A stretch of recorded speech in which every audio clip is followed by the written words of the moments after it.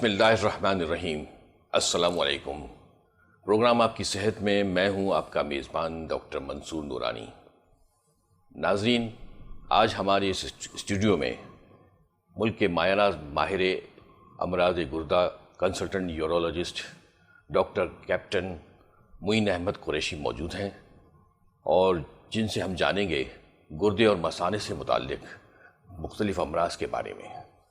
السلام علیکم ڈاکٹر صاحب۔ وعلیکم السلام۔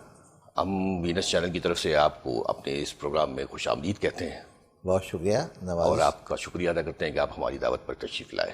میں سب سے پہلے ڈاکٹر منصور نورانی آپ کو اور وینس چینل کے اس ویژن کو کی داد دیتا ہوں کہ انہوں نے عوام کی آگہی کے لیے صحت عامہ کے بارے میں ایسے پروگرامات ترتیب دیے کہ لوگوں تک معلومات پہنچ سکیں اور انہیں یہ پتہ چل سکے کہ کن بیماریوں سے کس طرح سے بچا جا سکتا ہے۔ ہاں، یہ ضروری ہے نا، اور کس طرح سے بہتر طریقے سے ان کا سامنا کیا جا سکتا ہے۔ ہاں، لوگوں کو ویسے معلومات نہیں ہوتی نا، تو اس پروگراموں کے ذریعے آج کل ہو جاتی ہے۔ لوگ پڑھنے سے زیادہ دیکھنے کو پسند کرتے ہیں۔ نہیں، بہت اچھا اقدام ہے، اس کی جتنی بھی تعریف کی جائے وہ کم ہے۔ تو آئیے ناظرین، پروگرام کا آغاز کرتے ہیں اور سوال پوچھتے ہیں، جانتے ہیں ڈاکٹر معین احمد قریشی صاحب سے کہ ہمارے ملک میں گردے اور مثانے کے کون کون سے امراض کامن ہیں، عام ہیں۔ جی ڈاکٹر صاحب۔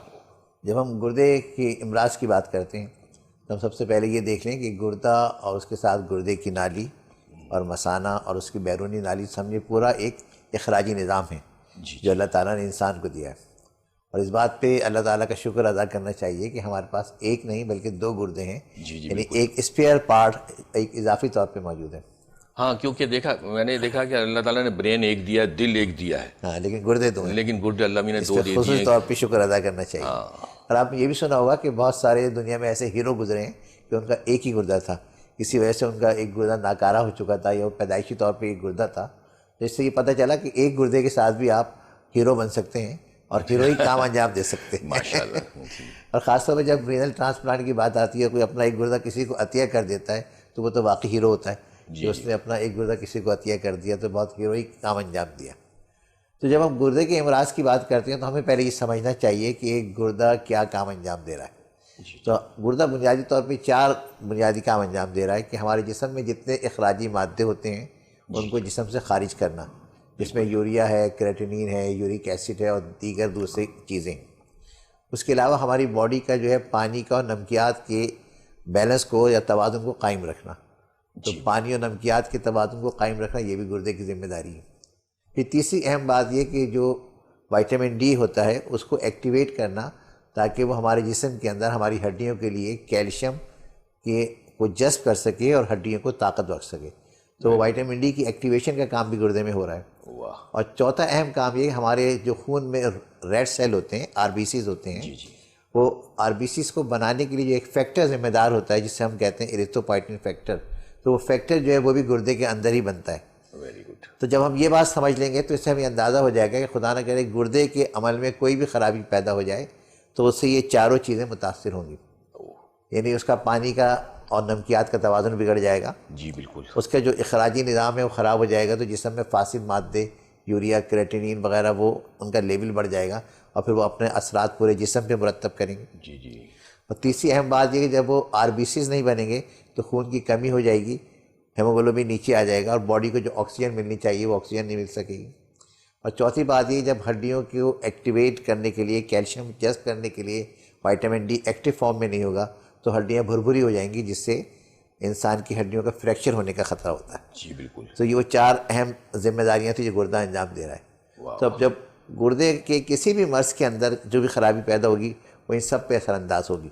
ہاں، لیکن لوگ سمجھتے ہیں کہ ایک گندگی صاف کر رہا ہے تو ایک معمولی سا آرگن ہے، لیکن جیسے جسم پہ دیکھا جاتا ہے اس کی کتنے، اس کا بہت وائٹل رول ہے، بہت وائٹل رول ہے اس کا۔ یہ لیور کو بھی کنٹرول کر رہا ہوتا ہے۔ جی ہاں، ایگزیکٹلی۔ Very good. اس لحاظ سے تو بتائیں پھر آپ کون کون سی کامن اب بیماری؟ جب ہم گردے کے امراض کے بارے میں بات کریں تو دیکھیں ہم یہ کہہ سکتے ہیں کہ بعض چیزیں ایسی ہوتی ہیں کہ وہ کہیں اور واقع ہو رہی ہیں لیکن اس سے گردہ متاثر ہو رہا ہے، جی۔ اور بعض امراض ایسے ہوتے ہیں جو براہ راست گردے سے تعلق رکھتے ہیں، اور بعض چیزیں ایسی ہیں جس کو گردے کے جو بعض کا جو گردے کی نالی ہے، یوریٹر ہے، بلیڈر ہے یا بیرونی نالی ہے، اس میں کوئی خرابی ہو جائے تو اس کے اثرات بھی گردے پہ پڑتے ہیں۔ یعنی اس کو میڈیکل ٹرم میں جب ہم ڈیوائڈ کریں تو ہم کہتے ہیں کہ صاحب ایک چیز پری رینل ہو گئی، ایک رینل ہو گئی اور ایک پوسٹ رینل ہو گئی۔ جی ٹھیک ہے، پری رینل آپ دیکھیں اگر ہاسپٹل میں کوئی بھی وارڈ ہو تو وہاں سے جو ہے گردے کے سلسلے میں کال آ سکتی ہے. اگر ایک سمجھیں میڈیکل کا وارڈ ہے، اگر وہاں کسی مریض کو سیویئر ڈائریا ہو گیا، اس کی باڈی سے پانی کی کمی ہو گئی تو اس کی وجہ سے بھی گردے خراب ہو سکتے ہیں. پھر یہ ایک گائنی کا وارڈ ہے، وہاں کسی کو سیویئر بلیڈنگ ہو گئی ڈیلیوری کے اندر یا کسی اور مرض کے اندر، تو وہ سیویئر بلیڈنگ کی وجہ سے بھی گردے کے اوپر اثرات مرتب ہو سکتے ہیں. لازمی. ایک سرجیکل وارڈ میں وہاں کسی کو سیویئر بلیڈنگ ہو گئی، برن ہو گیا، ایکسیڈنٹ ہو گیا، ٹراما ہو گیا، تو اس کی وجہ سے بھی خون کی جو کمی ہوگی تو اس سے بھی گردے متاثر ہو سکتے ہیں. بالکل. ایک کارڈیک وارڈ ہے، وہاں کسی کو شوق ہو گیا اور تو کارڈیک شوق کے اندر یا کارڈیک اٹیک کے اندر جو خون کی کمی ہوتی ہے جسم میں، اس کی وجہ سے بھی گردے متاثر ہو سکتے ہیں. جی. تو اس طرح سے یعنی آپ کسی بھی شعبے کو لے لیں، اس کے اثرات جو ہیں گردے کے اوپر پڑ رہے ہیں.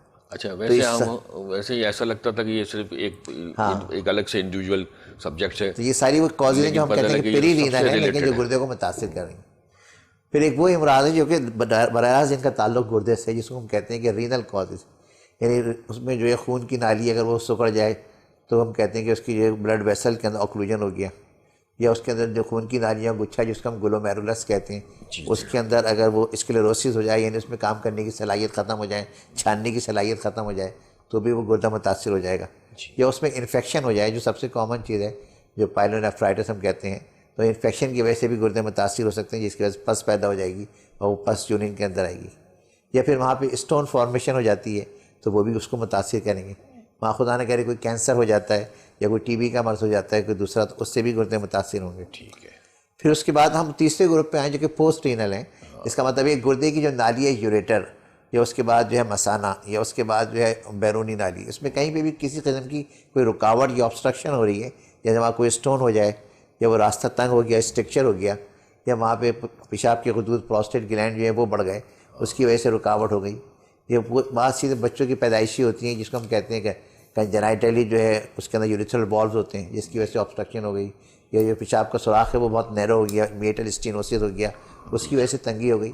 تو کسی بھی لیول پہ کوئی رکاوٹ آ رہی ہے جو گردے سے لے کے اور بیرونی سوراخ تک پورے اخراجی نظام میں ہے، تو اس کے اثرات گردے پہ پڑیں. تو یہ ساری کازز کو ہم کہتے ہیں کہ یہ پوسٹ رینل کازز ہو گئی. ٹھیک ہے. تو یہ ایک بڑا گروپ ہو گیا. وجوہات ہیں ساری. جی. تو میں پھر پوچھوں گا کہ ایک عام انسان کو کیسے پتہ چلے کہ اسے گردے کا مرض ہو گیا ہے، یا مثال طور پر اس کو رینل فیلیور کا کب پتہ چلے گا؟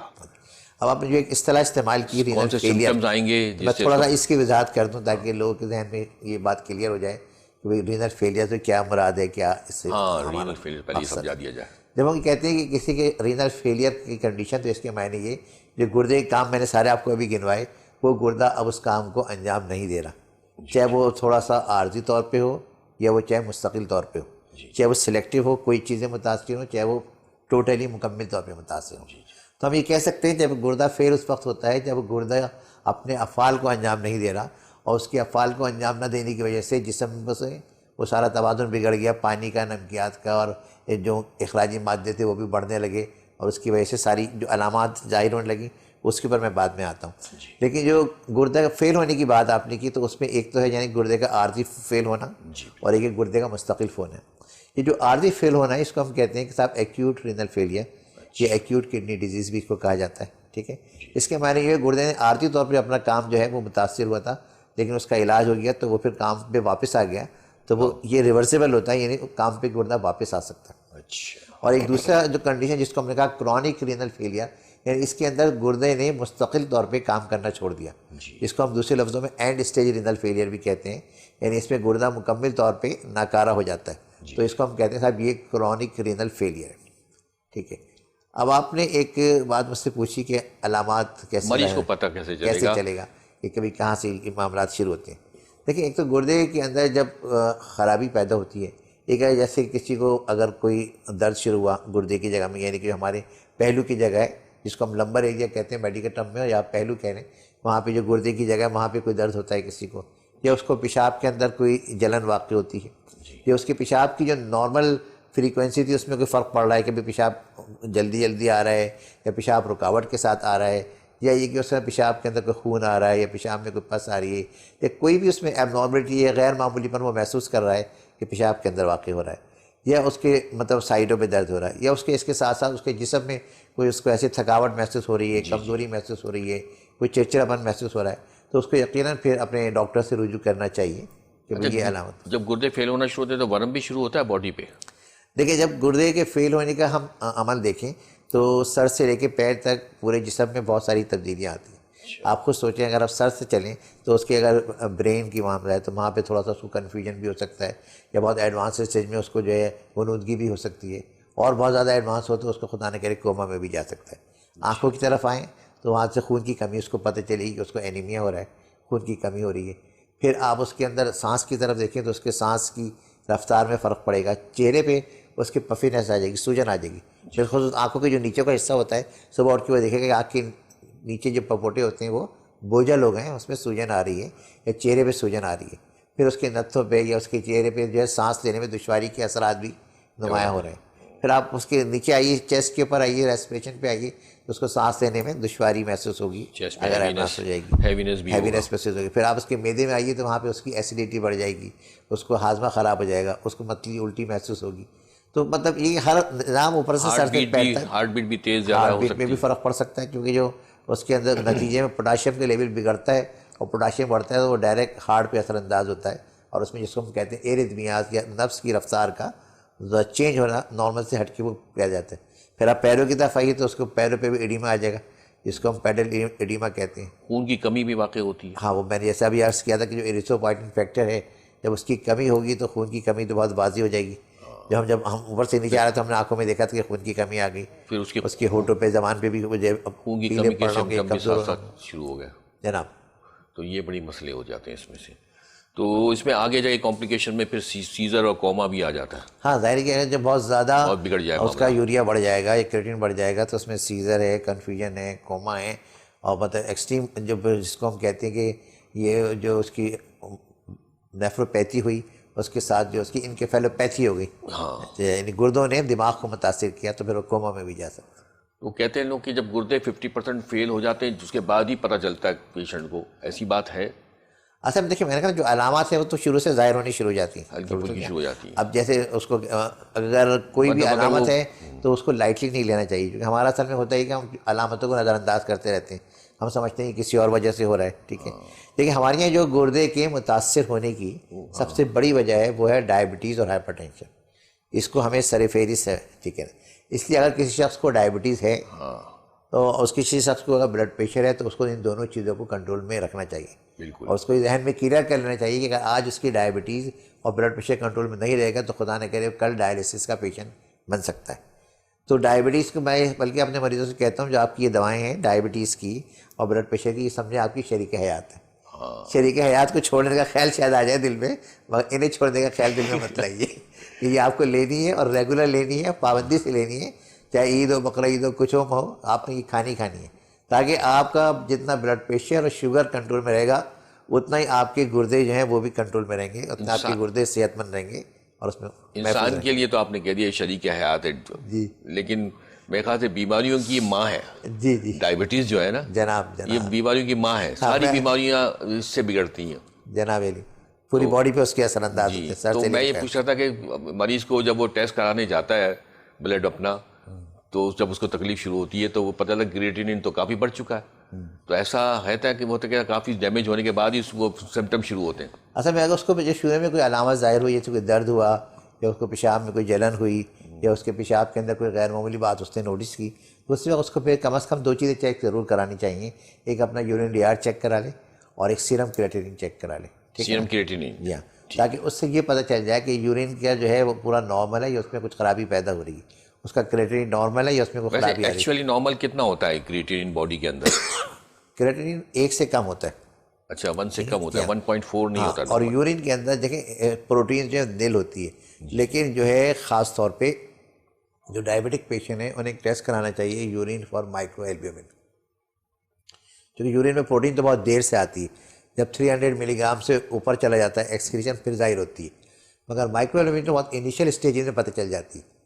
جی, تو جب مائکرو البیومن کرائیں گے اور وہ علامت ظاہر ہو رہی ہوگی تو فوراً ڈاکٹر سے رجوع کریں اور اس کا تدارک کریں. تو میں یہ پوچھوں گا کہ مریض آپ کے پاس آتا ہے, وہ اس طرح کی کمپلین کرتا ہے, تو آپ اس کے کون سے ٹیسٹ کرواتے ہیں؟ دیکھیں ہم سب سے پہلے تو مریض کی ہسٹری لیتے ہیں کہ پیشنٹ کی ہسٹری جو ہے وہ کیا ہے, اس کو آیا ڈائبٹیز ہے نہیں, اس کو بلڈ پریشر ہے یا نہیں, اس کو کہیں اور ایسی کوئی علامت ہے پھر اس کا پورا معائنہ کرتے ہیں سر سے پیر تک کہ اس کی علامت میں کہیں پہ اس کو ایڈیما ہے، کہیں پہ اس کو کچھ اور خون کی کمی ہے، نظر آ رہی ہے، سانس لینے میں دشواری ہو رہی ہے، یا اس کا بلڈ پریشر کتنا ہے، اس کا چیسٹ کیسا، ساری چیزیں.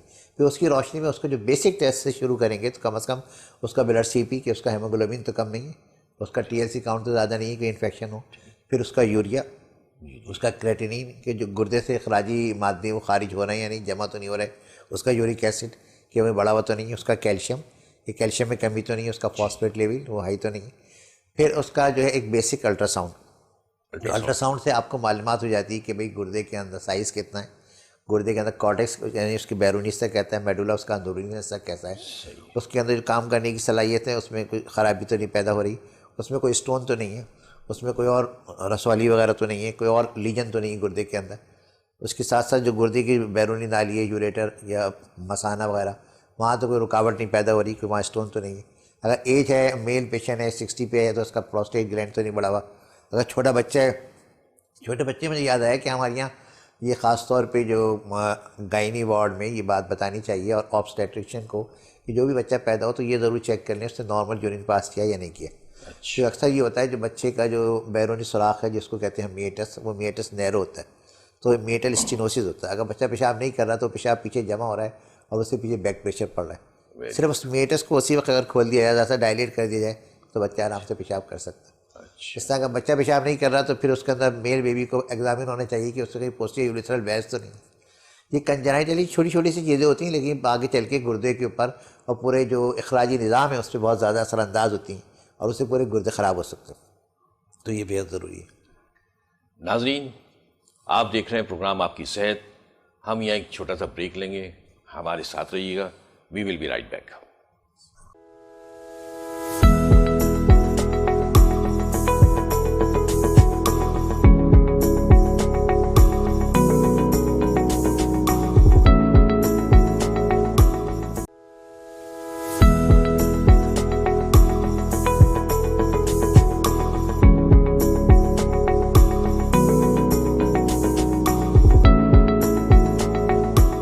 پروگرام میں بریک سے پہلے ہم ڈاکٹر صاحب ڈاکٹر کیپٹن معین احمد قریشی صاحب سے پوچھ رہے تھے کہ گردے کے امراض کون کون سے ہوتے ہیں اور ان کی وجوہات کیا ہوتی ہیں اور ان کے سائن اور سمٹمز کیا ہوتے ہیں. لیکن اب ہم ان سے پوچھیں گے کہ اس کا علاج کس طرح کیا جاتا ہے. تو آئیے ڈاکٹر صاحب، اب میرا اگلا سوال ہے کہ یہ مریضوں جو آپ کے بتائے سارے کڈنی فیلیور کے، رینل فیلیور کے، تو ان کا علاج صرف ڈائلیسس ہے یا میڈیسن سے بھی ٹھیک ہو سکتا ہے؟ اچھا، رینل فیلئر پہ کی بات جہاں تک آئی، دیکھیں رینل فیلئر میں جب ڈپینڈ کرتا ہے کہ وہ کسی اسٹیج پہ ہے، ٹھیک ہے نا، اور اس سے جو ہے جسم کے عدم توازن کس حد تک ہے. اگر اس کا یوریا کریٹین ابھی معمولی سا بڑا ہوا ہے یا اس کے ابھی تھوڑا سا ایڈیما ہے یا اس کو، تو پھر ایسے پیشنٹ کو ظاہر ڈے 1 سے ہی کنزرویٹو مینجمنٹ تو اسٹارٹ ہو جائے گی. جی جی. اب جو کنزرویٹو مینجمنٹ ہے اس میں سب سے امپورٹنٹ چیز ہے اس کا فلوئڈ اور ڈائٹ کا بیلنس. جی جی. کہ اس کو فلوئڈ انٹیک جو ہے کتنا لینا ہے. اگر وہ یہ پیشنٹ جو ہیں وہ ہیں جن کو فلوئڈ آپ زیادہ بھی نہیں دے سکتے اور کم بھی نہیں دے سکتے. کم دیں گے تو ڈی ہائیڈریشن ہوگی اور زیادہ دیں گے تو اوور لوڈ ہو جائیں گے تو پلمونری ایڈیما یعنی سینے میں پانی جمع ہو جائے گا، ایبڈومن میں پانی جمع ہو جائے گا، باڈی میں پانی جمع ہو جائے گا، ایڈیما. تو ان کو ایک لیول سے کیلکولیٹڈ اماؤنٹ میں فلوئڈ دینا ہے. یعنی پچھلا جو 24 گھنٹے کا ان کا یورین آؤٹ پٹ ہے اس میں آپ نے 500 اور جمع کر دیے تو اگلے 24 گھنٹے میں اتنا فلوئڈ انٹیک لے سکتے ہیں جس میں فلوئڈ کی تمام قسمیں شامل ہوں گی. جو پانی لے رہے ہیں، چائے لے رہے ہیں، دودھ لے رہے ہیں، سب چیزیں شامل ہوں گی. ایک بات. دوسری بات، ان کو فلوئڈ میں یہ ریسٹرکٹ کرنا پڑے گا کہ وہ جوسز کوئی سے نہیں لیں گے کیونکہ جوسز میں پوٹاشیم ہوتا ہے اور جن کے گردوں کا افعال متاثر ہو رہا ہے ان کے پوٹاشیم کے بڑھنے کی صلاحیت ہوتی ہے. تو ہمیں پوٹاشیم کو کنٹرول کرنا ہے، وہ ڈائریکٹ ہارٹ پہ اثر انداز ہوگا. پھر تیسری بات یہ کہ جو وہ غذا لے رہے ہیں تو اس کے اندر جو ہے گوشت، ریڈ میٹ نہیں لینا، صرف وائٹ میٹ لینا ہے، چکن یا فش. جو ریڈ میٹ سے ان کا پھر یوریا کریٹین زیادہ بڑھے گا، اس میں امونیا زیادہ ہوگا. پھر اس کے بعد یہ کہ ان کو غذا کے اندر پوٹاشیم والی چیزیں نہیں لینی جن چیزوں میں پوٹاشیم ہے، جیسے کیلا ہے، کینو ہے، جوسز ہیں، کھجور ہے، یہ سب چیزیں جن میں پوٹاشیم زیادہ ہوتا ہے وہ ان کو اوائڈ کرنی. سبزیاں بھی جو وہ پکائیں گے تو 2-3 دفعہ پانی اس کو دھو کے اس پانی کو پھینک کے پھر اس کو استعمال کریں گے تاکہ جو سبزیوں میں جو ایکسٹرا پوٹاشیم ہو وہ بھی ختم ہو جائے. تو یہ ان کو یعنی کہ ڈے 1 سے اپنی غذا کا نظام ترتیب دینا ہوگا، اپنے فلوئڈ انٹیک کے نظام کو ترتیب دینا پڑے گا. اس کے ساتھ ساتھ پھر جو ان کی جسم میں کمی ہو رہی ہے، جیسے اگر ایریتھروپوئٹن کی کمی کی وجہ سے ان کی انیمیا ہو رہا ہے، ریڈ سیل کم ہو رہے ہیں، ہم ایریتھروپویٹن فیکٹر کے انجیکشن دیتے ہیں تاکہ وہ ان کا اس فیکٹر کو بیلنس کرے. اگر ان کی وائٹامن ڈی کی ایکٹیویشن نہیں ہو رہی ہے تو اس کے لیے بھی پھر ہم کو انجیکشن دیتے ہیں تاکہ وہ وائٹامن ڈی ایکٹیو ہو سکے. ان کا اگر کیلشیم کم ہو رہا ہے تو ہم کیلشیم بھی ان کو دیتے ہیں تاکہ وہ کیلشیم کی کمی بھی پوری ہو. پھر اگر ان کا فاسفیٹ لیول ہائی ہے تو اس فاسفیٹ لیول کو کم کرنے کے لیے فاسفیٹ بائنڈر بھی دیے جاتے ہیں تاکہ فاسفیٹ کو کم کیا جا سکے. تو اس کا مطلب ہے کہ مریض کو ڈاکٹر کے ساتھ جڑا رہنا ہے. وہ اکیلا گھر پہ تو سب چیزیں نہیں کر سکتا. ہاں اس کو ظاہر ہے وقتاً فوقتاً ڈاکٹر کے پاس آنا پڑے گا. ڈاکٹر جو ان کو انویسٹیگیشن بتائیں گے اس کے حساب سے ان کی دواؤں میں تبدیلی کریں گے. بار بار جائے, ایڈوائز دینا کروائے, ٹیسٹ کروائے. جی, اور یہاں ایک سب سے اہم بات یہ ہے کہ اس کے ساتھ ساتھ ہمیں یہ دیکھنا بھی پڑے گا کہ اس کی کاز کیا تھی, کس وجہ سے یہ گردے یہ فیل میں گئے. اگر کاز جناب ڈائبٹیز یا ہائپر ٹینشن ہے تو اس کو بھی کنٹرول ہونا چاہیے. اگر وہ کنٹرول نہیں ہوگا تو پھر مزید خرابی پیدا ہوگی. ایک تو کنٹرول ہے لیکن ایک چیز کافی چیزیں بگڑ چکی ہیں وہ ریورٹ بڑی مشکل سے ہوں گی. اگر اس کو انفیکشن ہو رہا ہے بار بار تو انفیکشن کو جو پراپر اس کا کلچر کرا کے اس کے حساب سے اینٹی بائیوٹک دی جائے گی. اگر اس کو کوئی اسٹون ہے تو اس اسٹون کو دور کیا جائے گا. اگر اس کو کوئی مطلب یہ کوئی اور رکاوٹ ہے جیسے اڈلٹ ایج میں اولڈ ایج میں پروسٹیٹ گلینڈ بڑھا ہوا ہے تو پروسٹیٹ گلینڈ کا ٹریٹمنٹ ہوگا. کوئی اسٹون اگر مسانے میں گردے کی نالی میں کہیں پھنسا ہوا ہے تو اس کو دور کریں. کہیں کوئی اسٹرکچر ہے رکاوٹ آ رہی ہے تو اس اسٹرکچر کو بھی دور کیا جائے گا. تو کس اسٹیج پہ ڈائلیسس کا مشورہ دیا جاتا ہے ڈاکٹر مریض کو؟ دیکھیں وہ پیشنٹ جس میں آپ جو ہے patient and stage renal failure میں چلا گیا اور اب اس کا جو ہے وہ یوریا, کریٹینین اور دوسرے گندے مادے کنزرویٹو مینجمنٹ سے کم نہیں ہو رہے, تو اس کا مطلب ہے وہاں پر مشین کی سپورٹ کی ضرورت ہے, یعنی کہ ڈائلیسس کی ضرورت ہے. یہاں میں ایک چیز کی وضاحت کر دوں کہ یہ ہمیں عوام الناس کے اندر ڈائلیسس کے خوف کو دور کرنے کی ضرورت ہے. لوگ یہ سمجھتے ہیں ڈائلیسس کہہ دیا تو پتہ نہیں کیا بات شروع ہو گیا نہیں تو پھر اس سے چھٹکانا مشکل. حالانکہ یہ بالکل ایسی کوئی بات نہیں ہے. ڈائلیسس کے ساتھ انسان ایک صحت مند زندگی گزار سکتا ہے. ہمارے بہت سے پیشنٹ ایسے ہیں جو کالج یونیورسٹی کے اسٹوڈنٹ ہیں, ہفتے میں 2 دفعہ آتے ہیں, ڈائلیسس کے بعد وہ اپنے کام اپنا تعلیم جاری رکھے ہوئے. بہت سارے لوگ ہیں جو اپنی جابس کر رہے ہیں, وہ سیٹرڈے کو سنڈے کو آ کے ڈائلیسس کرا لیتے ہیں, باقی اپنا جابس بھی کر رہے ہیں. ابھی پچھلے دنوں میرے ایک پیشنٹ سے ملاقات ہوئی جن کا میں نے کوئی 15 سال پہلے فسٹولا بنایا تھا, تو وہ کہنے لگے وہ اللہ کا شکر ہے میں ڈائلیسس پہ مجھے اللہ میں نے اتنی زندگی دی کہ مطلب میری ایک بیٹی ڈاکٹر بن گئی, ایک بیٹا انجینئر بن گیا اور میں آرام سے اپنی میں نے ذمہ داری سے عہدہ برا ہو گیا. تو ڈائلیسس کے ساتھ ایک صحت مند زندگی گزاری جا سکتی ہے. لوگ 20 سال 25 سال سے ڈائلیسس پہ ہو جاتے ہیں کہ تو اس میں کوئی مایوسی کی بات نہیں ہے, کوئی مطلب پریشانی کی بات نہیں ہے کہ آپ جو ہے مطلب وہ خوف زدہ ہو جائیں, بلکہ ایک پورے عزم کے ساتھ آپ پراپر ٹریٹمنٹ لیں, اپنی چیزوں کو پراپر کنٹرول کریں. صرف ایک کیئر اور کنسرن کی بات ہے کہ آپ اس کو پہ پوری طرح عمل پیرا ہوں گے تو انشاءاللہ تعالیٰ آپ صحیح رہیں گے. اچھا, ڈائلیسس کی کاسٹ بھی بہت زیادہ ہے نا, اب دیکھیں غریب آدمی افورڈ نہیں کر سکتا. کاسٹ پہ میں آتا ہوں. دیکھیں ڈائلیسس پہ ایک تو آپ کو میں بتا دوں کہ ایک تو پیریٹونیل ڈائلیسس ہوتا ہے, ایک کرونک ایمبولیٹری ڈائلیسس ہوتا ہے, ایک ہیمو ڈائلیسس ہوتا ہے. آج کے جو سب سے افیکٹو فارم ہے وہ ظاہر ہیمو ڈائلیسس ہے. اچھا, ہیمو ڈائلیسس میں کوئی تکلیف نہیں ہوتی ہے پیشنٹ کو. جن کا عارضی طور پر ڈائلیسس ہوتا ہے ان کو ہم یہاں پہ ایک ٹیوب لگاتے ہیں جسے ہم کہتے ہیں شنٹ, جو کسی بھی بڑی ویسل میں ڈال سکتے ہیں, جو عام طور پہ ہم یہ جگولر میں یا سب کلیوین میں یا فیمورل یعنی ایک بڑے سائز کی وین میں ڈال دیتے ہیں. اس میں 2 راستے ہوتے ہیں, ایک راستے سے بلڈ آتا ہے مشین میں گردش کر کے صاف ہو کے دوسرے راستے سے واپس چلا جاتا ہے. جو لوگ دائمی ڈائلیسس کیے پر ان کے ہم ہاتھ پہ فسٹولا بنا دیتے ہیں. اچھا, فسٹولا کے لیے بھی میں بتا دوں اس میں کوئی ڈرنے کی بات نہیں. فسٹولا بنایا بھی جاتا ہے لوکل اینستھیزیا میں اور اس میں کوئی تکلیف نہیں ہوتی. تنگ نہیں کرتا, پین نہیں بالکل بھی تنگ نہیں کرتا. اچھا, اس میں جو ٹانکے ہوتے ہیں ایبزاربر ٹانکے ہوتے ہیں, چھوٹا تک کٹ ہوتا ہے. میں نے دیکھا آئی وی کینیولا جو ڈالا جاتا ہے عام طور سے انڈور پیشنٹس کو, وہ تیسرے دن پین کرنے لگتا ہے. نہیں, اس پہ جو ہمارے جو پرک کرتے ہیں جو ڈائلیسس ٹیکنیشین ہوتے ہیں وہ پہلے وہاں تھوڑا سا ایک لوکل اینستھیزیا دیتے ہیں, پھر اس کے بعد آرام سے نیڈل پرک کرتے ہیں اور اس کے بعد وہاں کوئی پین نہیں ہوتا. اور اس میں کوئی مطلب گھبرانے کی بات نہیں. لوگ آرام سے ٹی وی دیکھ رہے ہوتے ہیں, اخبار پڑھ رہے ہوتے ہیں, ڈائلیسس ہو رہا ہوتا ہے, چل رہا ہوتا ہے, اور آرام سے وہ بلڈ آیا مشین میں صاف ہوا واپس چلا گیا اور اس سے سارے گندے مادے مشین کے ذریعے خارج ہو گئے.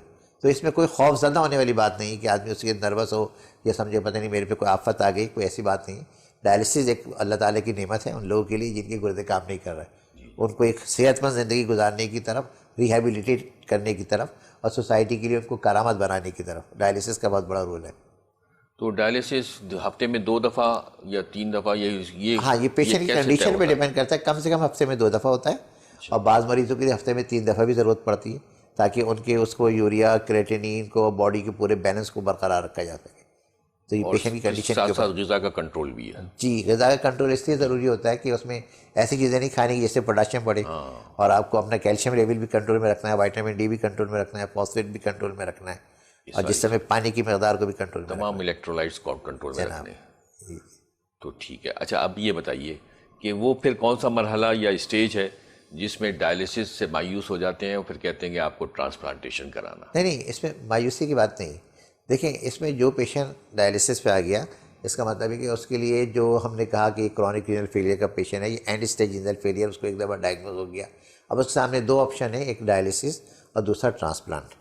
ٹھیک ہے نا. اب اگر ایک پیشنٹ ینگ ہے، ہیلدی ہے، ادروائز دوسری اس کو پرابلم نہیں ہے اور وہ معاشرے میں ایک صحت مند کردار ادا کر سکتا ہے، تو بہتر یہ کہ وہ as early as possible transplant کرا لے، تاکہ وہ ٹرانسپلانٹ سے زیادہ اچھا ہو جائے گا کہ اس کو پھر جو ڈائلیسس کے لیے جانا پڑتا ہے اس کو ڈائلیسس کے لیے کہیں جانا نہیں پڑے گا. میں اس لیے سوال میں نے کیا تھا کیونکہ عام تاثر یہ ہے کہ آپریشن سے بچنا چاہیے جتنا بچ سکو. ہاں لیکن اگر ابھی پرابلم نہیں ہے زیادہ تو آپریشن نہ کرو، اس کو کوئی آلٹرنیٹ ٹریٹمنٹ اویلیبل ہے تو وہ کر لو.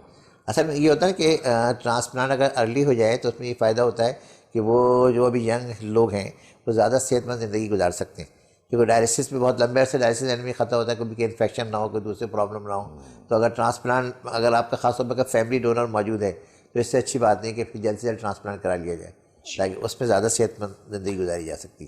لیکن ٹرانسپلانٹ کروانے کے بعد بھی جی پرماننٹلی ایک میڈیسن تو لینی پڑتی ہے. ہاں، اس میں مگر یہ کہ اب ہفتے میں 2 دفعہ آپ کو ڈائلیسس کے لیے جانے کی ضرورت نہیں. اب جو آپ کو میڈیسن لینی ہے وہ صرف جو ہم کہتے ہیں امیونو سپریسو ڈرگ، یعنی کہ آپ کی باڈی میں ایک فورن باڈی لگی ہے تو باڈی اس کو خوشی سے قبول کر لے، اس کے خلاف کوئی ریئیکشن نہ ہو، کوئی رسپانس نہ ہو، تو اس کے لیے امیونو سپریسو ڈرگس دی جاتی ہیں تاکہ وہ اس کے باڈی کے ریئیکشن کو کنٹرول کرنے کے لیے. تو اچھا، رینل فیلئر سے بچنے کے لیے مجھے ابھی فیلئر شروع نہیں ہوا بالفرض، ہائپر ٹینسو ہوں میں، جی جی لیکن اب شوگر نہیں ہے. لیکن بہرحال ایک عام انسان کو آپ کیا مشورہ دیں گے کہ وہ رینل فیلئر سے بچنے کے لیے کیا کیا احتیاطی تدابیر کرے؟ لیکن سب سے پہلے جو آپ کی گفتگو سے میں اس بات کو آیا ہو گئی کہ ہائپر ٹینشن اگر ہے تو ہائپر ٹینشن کو سختی سے کنٹرول کریں، ریگولر اس کو چیک کرائیں، جو بھی دوا ہے اس کو پابندی سے لیں. اگر ڈائبٹک ہے، اب آپ ہمارے عوام لوگوں کو سمجھا دیں، ناظرین کو، کہ ہائپر ٹینشن کیا کرتا ہے جو جس وجہ سے کڈنی ڈیمیج ہو رہا ہے. وہ ان کی گلومیرولز ہے، گلومیرولز کیا ہے اس کو کہتے ہیں، گلومیرولر ڈیمیج کرتا ہے، وہاں سے بلیڈنگ کرتا ہے. جو آپ کے یعنی کہ گردے کے اندر خون کی نالیوں کا گچھا ہے جس کو ہم کہتے ہیں گلومیرولس، وہاں پہ ظاہر ہے بلڈ پریشر جب زیادہ ہوگا تو اس کے اثرات ہوں گے، اس کی جو دیواریں ہوں گی وہ موٹی ہو جائیں گی، اور اس پہ جو چھلنے کا عمل ہے، جو ویسٹ پروڈکٹس کو، جو اخراجی مادوں کو اس میں چھلنا تھا، وہ چھلنے کا عمل ختم ہو جائے گا. تو اس کی وجہ سے وہ پھر گردے فیلئر کی طرف جائیں گے. اور اسی طرح سے شوگر جو ہے وہ بھی ان کو متاثر کرتی ہے، اور شوگر بھی اگر ان کنٹرول ہوگی تو وہ بھی ان کو متاثر کرے گی. اور یہاں ہمیں ایک اور اہم بات کی طرف آؤں اسٹونز کے بارے میں، کہ ہم نے اسٹونز کو بالکل نظر انداز کر دیتے ہیں اور لوگ سمجھتے ہیں اگر کوئی اسٹون ہے اور خاموش پڑا ہوا ہے تو بچے اس کو پڑا رہنے دو، جبکہ وہ بالکل ایسی بات نہیں. یہ ہماری دیواروں پہ لکھا ہوا ہوتا ہے صاحب اسٹون کا جو ہے بغیر آپریشن کے علاج، اور یہ اور وہ، اس کی وجہ سے لوگ جو ہے اس مغالطے میں آ جاتے ہیں کہ بھئی اسٹونز کے لیے شاید ڈاکٹر کے پاس جانے کی ضرورت نہیں ہے، اس کے لیے ادھر ادھر جاتے رہیں اور جو ہے جو مختلف ٹوٹکے جو ہے اس کو کرتے رہیں. جبکہ اگر اسٹون ہے تو اس کو بہت سیریسلی لیں، اور جو اسٹون ہوگا وہ وقت کے ساتھ ساتھ بڑا ہوتا جائے گا، وہ نکلے گا نہیں. اگر آپ نے اس کو جو ہے بالکل لفٹ نہیں کرائی، اس کو نظر انداز کر دیا تو آپ کمزور ہوتے جائیں گے اور اسٹون جو ہے وہ طاقتور ہوتا جائے گا. ہم نے مثانب سے اتنے بڑے بڑے اسٹون بھی نکالے جو اتنے بڑے بڑے ہو گئے کہ مطلب ٹینس بال کے برابر. وہ اس لیے کسی نے اس کو لفٹ نہیں کرائی، اہمیت نہیں دی، تو آہستہ آہستہ بڑا ہوتا چلا گیا. تو اسٹون اگر کوئی ہے تو اس کو اسٹون کو فوری طور پہ تدارک کرنا ضروری. اب یہاں میں تھوڑا سا آپ کو بتا دوں کہ ہمارے یہاں جو عام طور پہ جو کامن اسٹونز ہوتے ہیں، جو خاص طور پہ اگر آپ دیکھیں تو کیا کہتے ہیں، ہمارے یہاں جو ہے کیلشیم فاسفیٹ کے اسٹونز ہوتے ہیں، پھر ہمارے یہاں کیلشیم آکسیلیٹ کے اسٹونز ہوتے ہیں، پھر اس کے علاوہ جو ہے یورک ایسڈ کے، یوریٹس کے اسٹون ہوتے ہیں، آکسیلیٹ کے اسٹون ہوتے ہیں. تو یہ اسٹونز بنتے کیوں ہیں؟ یہ بنتے اس وجہ سے کہ ہم پانی کم پیتے ہیں، ہمارا فلوئڈ انٹیک کم ہوتا ہے. تو ہم یہ بھی عادت بنائیں کہ ہم فلوئڈ انٹیک اچھی مقدار میں لیں. مطلب ایک صحت مند آدمی کو 2 لیٹر یورین پاس کرنا چاہیے 24 گھنٹے میں. اس کے لیے ظاہر ہے وہ 4 لیٹر فلوئڈ لے گا 24 گھنٹے میں، جبھی 2 لیٹر اس کا یورین بنے گا. تو ہم اپنا یہ اس میں ظاہر ہے ہمارا یہ تھوڑا سا مسئلہ بھی ہے کہ ہمارے یہاں صاف پانی پینے کو ملتا نہیں. اور پھر یہ کہ جب وہ پانی جو پی لیتے ہیں تو اس کا پھر اخراج کا عمل کے ساتھ پیشاب کرنے کی صاف جگہ نہیں ملتی، تو پیشاب کو بھی روکتے ہیں. تو پانی کم پینا اور پیشاب کو روکنا، یہ دونوں عوامل ایسے ہیں جو کہ گردے کے لیے نقصان دہ. اس میں ایک بڑا مشہور واقعہ ہے کہ خلیفہ ہارون رشید ایک دفعہ اپنے دربار میں بیٹھے ہوئے تھے تو ان کو پیاس لگی. انہوں نے پانی مانگا تو ان کے درباری نے کہا اگر آپ کو پیاس لگے اور پانی نہ ملے تو کیا کریں گے؟ کہنے لگے میں اپنی آدھی سلطنت دے دوں گا۔ انہوں نے کہا اچھا آپ نے پانی پی لیا، اب پانی پینے کے بعد آپ کو پیشاب نہیں آیا، آپ کا پیشاب رک گیا، تو اب کیا کریں؟ کہنے لگے باقی آدھی سلطنت بھی دے دوں گا۔ تو یہ پانی پینے کا اور اس کے اخراج کا عمل اتنا قیمتی ہے، اس بات سے آپ اندازہ لگا سکتے ہیں کہ ہمیں اس کا کتنا خیال کرنا ہے کہ ہم فلوئڈ اچھی مقدار میں لیں اور اس کا اخراج بھی جو ہے بر وقت کریں، اس کو روکیں نہیں۔ جب ہم پیشاب کو روکتے ہیں تو جو اسٹیسس کا عمل ہوتا ہے اس میں پھر آرگینزم ملٹیپلائی ہوتے ہیں اور جراثیم پیدا ہوتے ہیں اور انفیکشن پیدا ہوتا ہے۔ اور یہ جتنا جو ہمارے اسٹونز بنتے ہیں اس پہ بھی ہمیں یہ دیکھنا ہوگا کہ کون کون سے جو غذائی اجزاء ہیں جن لوگوں کو اسٹون بار بار بن رہے ہیں تو انہیں کیا خیال رکھنا ہے کہ کن چیزوں کو وہ زیادہ مقدار میں نہ لیں۔ مثلا اگر ایک پیشنٹ ہے اس کو یورک ایسڈ کے اسٹون بننا ہے بار بار، جی تو اب یورک ایسڈ جن غذاؤں میں ہوتا ہے، خاص طور پہ ریڈ میٹ میں ہوتا ہے، تو ان کو ریڈ میٹ استعمال نہیں کرنا، یہ لوبیا وغیرہ کی پھلیاں نہیں لینی کہ اس میں ریڈ میٹ ہوتا ہے۔ پھر اگر ان کا یورک ایسڈ مستقل بڑا ہوا آ رہا ہے تو ان کو اپنے ڈاکٹر کے مشورے سے ایسی دوا لینی ہے کہ یورک ایسڈ کے بننے کا عمل بھی کم ہو اور یورک ایسڈ کے اخراج کا عمل بھی یہ زیادہ ہو، تاکہ وہ یورک ایسڈ ان کی باڈی میں کنٹرول میں رہے، وہ نہ بنائے۔ اچھا، میں جو سوال کیا تھا نا کہ ڈائلیسس سے کب ہم کڈنی ٹرانسپلانٹیشن پہ جائیں گے؟ آپ نے کہا جوان کو تو ہم پریفر کریں گے کہ وہ پہلے کروا لیں، لیکن جو جوان نہیں ہے، بوڑھا ہے، ڈائلیسس پہ آ گیا، اب وہ ڈائلیسس جب فنکشن پورے طرح نہیں کر رہا یا 3 دفعہ سے ہفتے میں زیادہ ضرورت پڑ رہی ہے، جب اس کو ایڈوائز کیا جائے گا کہ ٹرانسپلانٹیشن؟ اگر دیکھیں پیشنٹ جو ہے ادروائز اس کو اور پرابلم نہیں ہے، جیسے کہ مثلا کسی اور اس کے ساتھ کوئی ہارٹ کا پرابلم نہیں ہے، اس کے ساتھ کوئی بلڈ ویسلس کی ڈیزیز نہیں ہے، اس کے ساتھ کوئی اور ایشو نہیں کہ جس میں خطرہ ہو کہ دوسرا کڈنی بھی لگے گا، میں اس کا ڈیٹیل میں جواب ذرا بریک کے بعد لوں گا، مجھے بریک کے لیے کہا جا رہا ہے۔ بہت بہتر، بہت ناظرین، یہ سوال بہت دلچسپ تھا، اس لیے آپ ہمارے ساتھ رہیے گا، ہم ایک بریک پہ جا رہے ہیں، وی ول بی رائٹ بیک۔ اچھا۔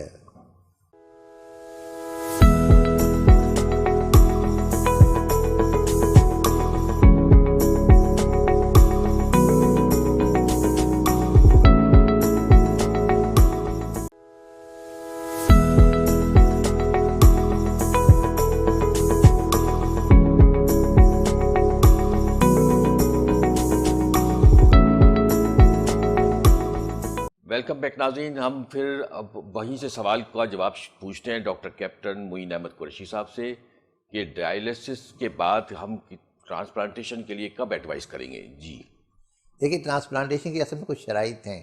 ایک تو یہ کہ جو پیشنٹ ہے وہ اس لحاظ سے فٹ ہو کہ اس کو گردے کے علاوہ دوسرے کوئی اور ایسا مرض نہ ہو جس میں خطرہ ہے کہ اگر اس کو دوسرا گردہ بھی لگے گا تو وہ بھی خراب ہو جائے گا، جیسے کسی کو دل کی بیماری ہے یا کسی کو بلڈ ویسلس کی بیماری ہے یا کسی کو کوئی خدا نہ کرے کینسر ہے یا کوئی اور ایسی چیز ہے۔ اگر کوئی اور ایسی دوسری جو ہیں اور بیماریاں نہیں ہیں، صرف گردے کا عارضہ ہے، اور تو اس کے لیے تو بہترین چیز یہ ہے کہ جتنی جلدی اس کا ٹرانسپلانٹ ہو، اور اگر اس کے پاس فیملی ڈونر ہے، کیونکہ ٹرانسپلانٹ سب سے زیادہ جو کامیاب ہوتا ہے وہ بلڈ ریلیشنز کے اندر، اس میں 6 رشتے آتے ہیں کہ ماں باپ، بہن بھائی اور بیٹا بیٹی۔ ان 6 رشتوں میں سے اگر کوئی گردہ دینے پہ آمادہ ہے، جیسے میں نے شروع میں کہا تھا جو گردہ دے رہا ہے وہ تو ہیرو ہے، وہ ایک ہیروئی کام انجام دے رہا ہے، اور یہاں یہ بھی میں غلط فہمی دور کر دوں کہ گردہ دینے والے پہ کوئی اثر نہیں پڑتا، وہ ایک صحت مند زندگی گزار سکتا ہے۔ تو اس لیے جو بلڈ ڈونیشن ہے اور یعنی کہ کڈنی ڈونیشن ہے اس کو خود انکریج کرنا چاہیے۔ جو گردہ دینے کا عمل ہے یا گردہ عطیہ کرنے کا عمل ہے، وہ سمجھیں ایک چراغ سے چراغ جل رہا ہے اور ایک جو ہے شمع حیات روشن ہو رہی ہے کہ ایک شمع سے ایک دوسری جو ہے شمع کو آپ روشن کر رہے ہیں، کسی کو آپ زندگی بخش رہے ہیں، اور کسی کی زندگی کو بچانا، کسی کو زندگی بخشنا سب سے بڑا ثواب کا کام ہے، اور اس پہ علماء بھی متفق ہیں کہ کسی کو گردہ دینا بہت نیکی کا اور ثواب کا کام ہے۔ تو یہ آج یہ کلیئر کر دے کہ نہ ڈائلیسس کوئی زیادہ خطرناک جناب ٹریٹمنٹ بالکل ہے، کوئی گھبرانے کی نہ بات کڈنی ٹرانسپلانٹیشن سے ڈرنا چاہیے اور نہ کڈنی دینے سے ڈرنا چاہیے۔ کتنی دیر سے رہنا چاہیے، جس طرح ہم بلڈ ڈونر کو ہاں وہ کرتے ہیں نا انکریج، انکریج کرتے اس طرح کڈنی ڈونر کے لیے بھی ہمیں اس سے کسی بھی فیملی میں اگر کوئی ایسا فرد ہے کہ جس کو باقی ضرورت ہے گردہ عطیہ کرنے کی، اور اس فیملی میں اس کے ان 6 رشتوں میں سے کوئی لوگ اچھے موجود ہیں، بہن بھائی، بیٹا بیٹی، ماں باپ، جو اس کو ڈونیٹ کر سکتے ہیں، تو ان کو یقیناً پہل کرنی چاہیے اور ڈونیٹ کرنا چاہیے، تاکہ رینل ٹرانسپلانٹ ہو جائے گا تو وہ ایک صحت مند زندگی گزار سکے گا، اس کو ڈائلیسس کے لیے بار بار جانے کی ضرورت بھی نہیں پڑے گی، اور وہ اپنی ذمہ داریوں کو احسن طریقے سے انجام دے سکے گا۔ کیونکہ دیکھیں اب یہ تو کڈنی تو 2 ہیں ہمارے پاس، ہم وہ ایک اللہ دے تعالیٰ سکتے نے ہیں، اسی لیکن لیے لیور تو ایک ہے، وہ بھی لوگ دے رہے ہیں اپنا آدھا، وہ بھی آدھا دے رہا ہے، وہ بھی آدھا دے رہے ہیں۔ خود میرے گھر میں میری مسز کا ٹرانسپلانٹیشن ہوا اور ڈونر نے اپنا جگر دیا، جناب دونوں زندہ ہیں ماشاءاللہ۔ ماشاء اللہ۔ لیکن یہ اصل میں گردے کی اہمیت اسی لیے اتنی زیادہ ہوتی ہے محاوروں میں بھی استعمال کرتے ہیں کہ یہ دل گردے کی باتیں بڑھے، تو یہ جو ہے تو اسی لیے کرتے ہیں کہ ایک گردہ بہت اہمیت کا حامل ہے، اور آپ کسی کو گردہ عطیہ کر رہے ہیں تو اس کو ایک زندگی بخش رہے ہیں، ایک شمع حیات جلا رہے ہیں آپ، ٹھیک ہے. تو یہ بڑا اعزاز ہے بلکہ دینے والے کے لیے بھی، کہ وہ ایک ایسا ثواب کما رہا ہے ہیروئک کہ کام اس نے انجام کسی دے کو رہے نئی ہیں. زندگی بہت دی ہے. زبردست ویری گڈ. جناب. تو پھر اب بتائیے کہ یہ کتنی پتھری کے بارے میں بتا رہے ہاں، تھے میں کہ پتھری کے بارے میں آپ کو بتا رہا تھا کہ جو یورک ایسڈ والے پیشنٹس ہیں تو ان کو تو جو یورک ایسڈ کی غذاؤں سے یعنی کہ ریڈ میٹ سے احتیاط کرنی ہے، اور ان کو پھر ایسی دوا ڈاکٹر کے مشورے سے استعمال کرنی ہے کہ یورک ایسڈ بنے بھی کم سے کم اور یورک ایسڈ کا اخراج بھی پوری طریقے سے ہو. ٹماٹر کی کیا اس میں ہاں، گڑبڑ؟ ٹماٹر میں اصل میں آکزیلیٹ ہوتا ہے، اور اس کی طرح جو پالک ہوتا ہے وہ بھی آکزیلیٹ ہوتا ہے. تو جن لوگوں کے آکزیلیٹ والے اسٹونز بن رہے ہیں تو ان کو یہ احتیاط بتائی جاتی ہے کہ آپ آکزیلیٹ والی غذائیں استعمال نہ کریں. اس میں پالک بھی آتا ہے، ٹماٹر بھی آتا ہے، یا دوسری چاکلیٹس وغیرہ بھی آتی ہیں. کافی؟ ہاں، اس میں بھی کافی میں بھی ہوتا ہے کافی میں بھی گڑبڑ ہے؟ ہاں، تو ان کو بھی آکزیلیٹ جن کے اسٹونز ہیں تو ان کو یہ احتیاط کرنی چاہیے، ٹھیک ہے نا. اور اس لحاظ سے ہماری اصل بہت ساری چیزیں ہم جو ہے ایکسٹرا بھی یوز کر رہے ہوتے ہیں، وائٹامنز وغیرہ ڈاکٹر کے مشورے سے، تو وہ بھی غلط ہے. جیسے اگر آپ وائٹامن ڈی اگر آپ ایکسٹرا یوز کر رہے ہیں تو اس کی وجہ سے کیلشیم زیادہ جذب ہوگا اور کیلشیم اسٹون بننے کے نقصانات ہو سکتے ہیں. تو اس لیے اگر کسی کے کیلشیم نارمل ہے، وائٹامن ڈی نارمل ہے، تو اس کو وائٹامن ڈی سپلیمنٹیشن کی یا کیلشیم سپلیمنٹیشن کی ضرورت نہیں ہے، بغیر ڈاکٹر کے مشورے کے نہ لیں. اسی طرح وائٹامن سی کے ایکسس استعمال سے بھی آکسیلیٹ اسٹونز بننے کے چانسز ہوتے ہیں، تو وہ بھی جس کو اگر ضرورت نہیں ہے تو وہ استعمال نہ کرے. تو اس میں یہاں ڈرگس کے اوپر بھی میں آ جاؤں کہ ڈرگس کا بہت اہم رول ہے کہ ڈاکٹر کے مشورے کے بغیر آپ کوئی دوا استعمال نہ کریں، کیونکہ بہت ساری ڈرگ ایسی ہیں جو ہماری گردوں کو نقصان پہنچاتی ہیں. خاص طور پہ پین کلر ہے، جس میں جو ہے non steroid anti inflammatory drug جو ہے NSAID، تو یہ وہ دواؤں کا گروپ ہے جو ہم پین کلر لیتے رہتے ہیں بغیر ڈاکٹر کے مشورے سے. وہ پین کلر ہماری گردے کو نقصان پہنچا سکتا ہے. پھر اسی طرح کچھ امائنو پین کلر کا گلائکوسائڈس ہیں زیادہ استعمال نقصان پہنچاتا ہے، یہ کہ صرف کبھی کبھار لے لینا بھی نقصان پہنچاتا ہے؟ نہیں، کبھی کبھار تو لے سکتے ہیں، لیکن ہم تو یہ ہوتا ہے کہ کسی کو جوڑوں ایک میں دفعہ درد، ڈاکٹر نے بتا دی اور وہ بغیر ایڈوائس کے جو پورے سال ہی کھا رہے ہیں تو وہ چیز غلط ہے، ٹھیک ہے نا. کیونکہ ایکسیس استعمال جو ہے کسی بھی دوا کا جو وہ ظاہر غیر منصفانہ استعمال ہوگا تو وہ جو ہے پھر نہیں. ڈاکٹر جو دے گا تو وہ آپ کی تشخیص کر کے ٹو دی ٹارگیٹ اس کی ڈوز سیٹ کر کے اس کے سائڈ افیکٹ کو دیکھتے ہوئے اس کی ڈیوریشن کو سیٹ کر کے بتائے گا آپ کو کہ یہ دوا اس ڈوز میں اتنے ڈیوریشن تک لینی ہے. اگر آپ اس کے بغیر جو ہے آپ اپنی مرضی سے آپ نے جب چاہ لے لی تو اس کے سائیڈ ایفیکٹس ہیں.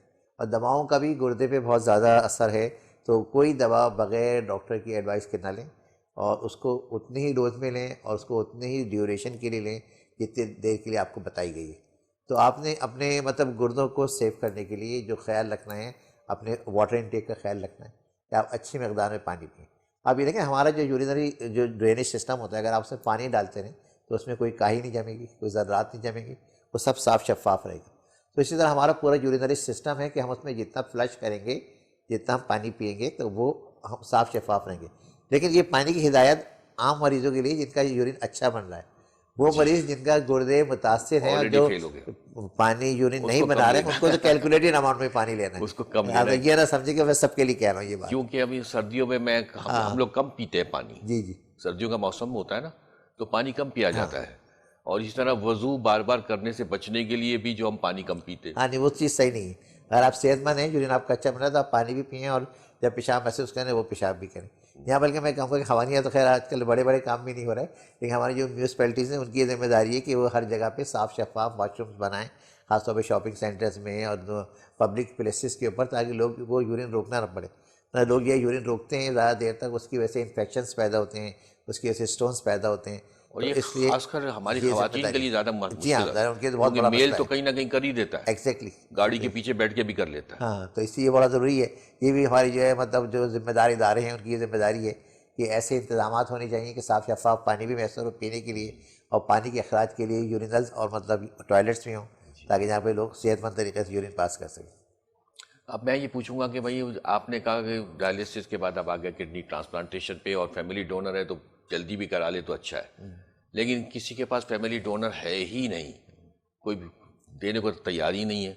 اب ہمارے جو ٹرانسپلانٹ کے بڑے ادارے ہیں تو وہ ایسا ہوتا ہے کہ جو لوگ گردہ ڈونیٹ کرنا چاہتے ہیں بعد از مرگ تو وہ عطیہ کر دیتے ہیں، ٹھیک ہے نا. ایسے ہیں لوگ؟ ہاں، ایسے مطلب جیسے نا جو ہمارا SIUT ہے یا دوسرے ایسے ادارے ہیں تو وہاں پہ وہ پورا اس کا ریکارڈ رکھتے ہیں کہ جنہوں نے عطیات دیے ہوئے ہیں تو ان کے انتقال کے بعد ان کا گردہ لے کے کوئی ایسا ویٹنگ لسٹ پر ہے تو اس کو دیا جا سکے.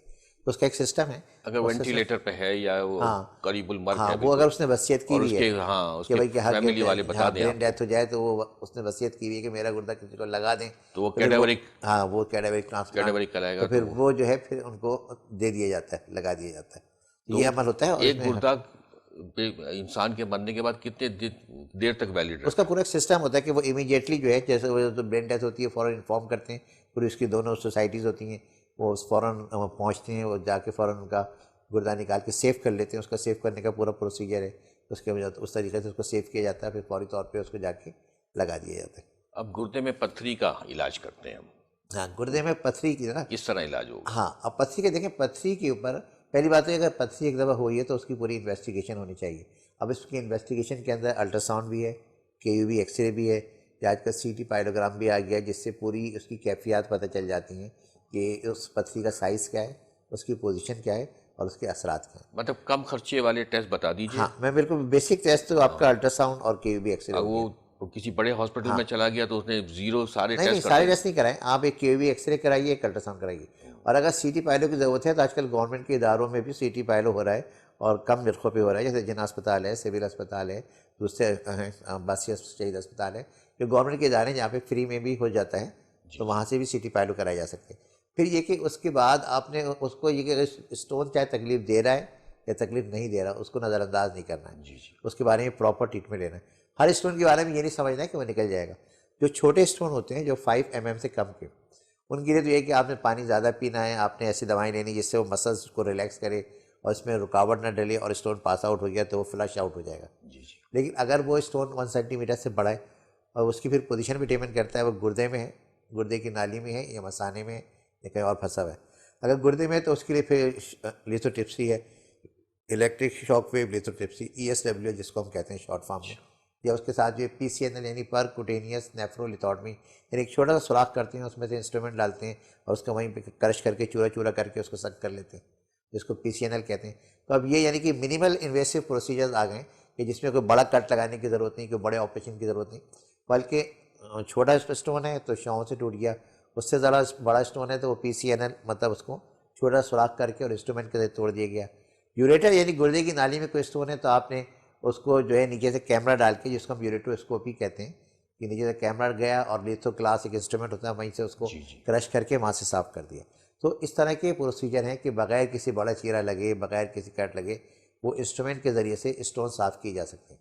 جب اس سہولت موجود ہے تو اس سے فائدہ اٹھانا چاہیے, بجائے اس کے ہم انتظار میں رہیں کہ یہ اسٹون خود سے نکلے گا. خود سے نہیں نکلے گا, بلکہ آپ کو وقتاً فوقتاً درد بھی ہوگا, اس کی وجہ سے انفیکشن بھی ہو سکتا ہے, پس بھی پڑ سکتی ہے, اس کی وجہ سے گردہ بھی ناکار ہو سکتا ہے کہ زیادہ آبسٹرکشن آ گئی.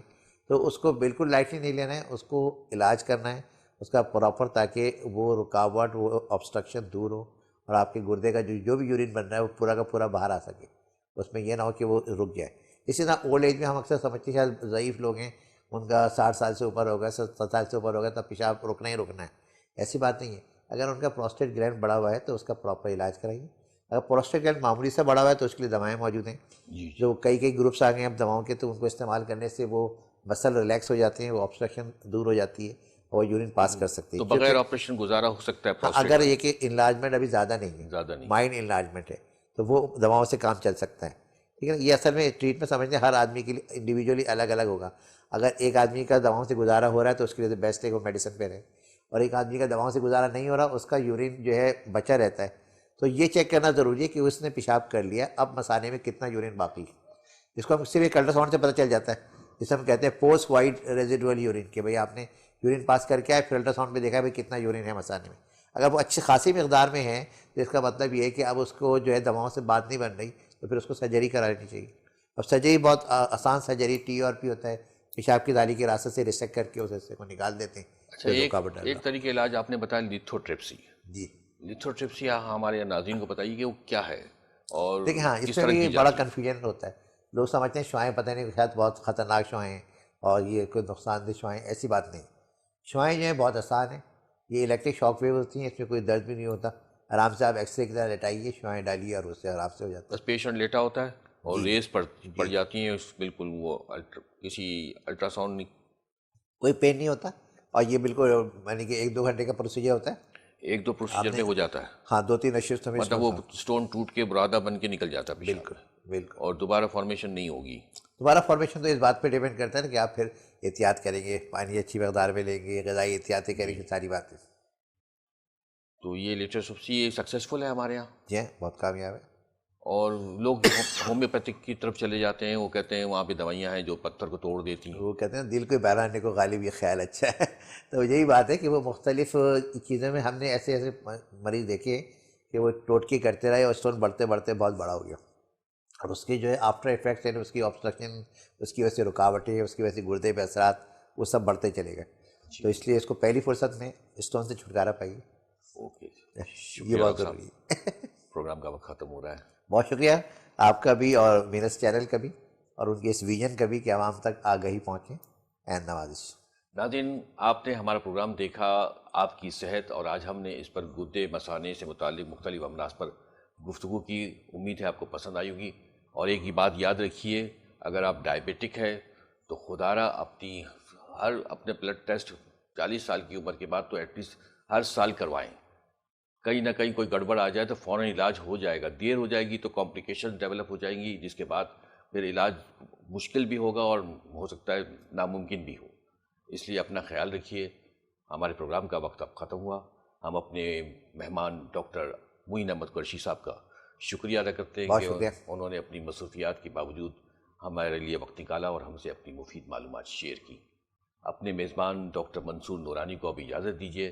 آئندہ ہفتے پھر حاضر ہوں گے کسی نئے موضوع پر، کسی نئے مرض کے ساتھ اور نئے مہمانوں کے ساتھ. تب تک کے لیے اللہ حافظ. اللہ حافظ.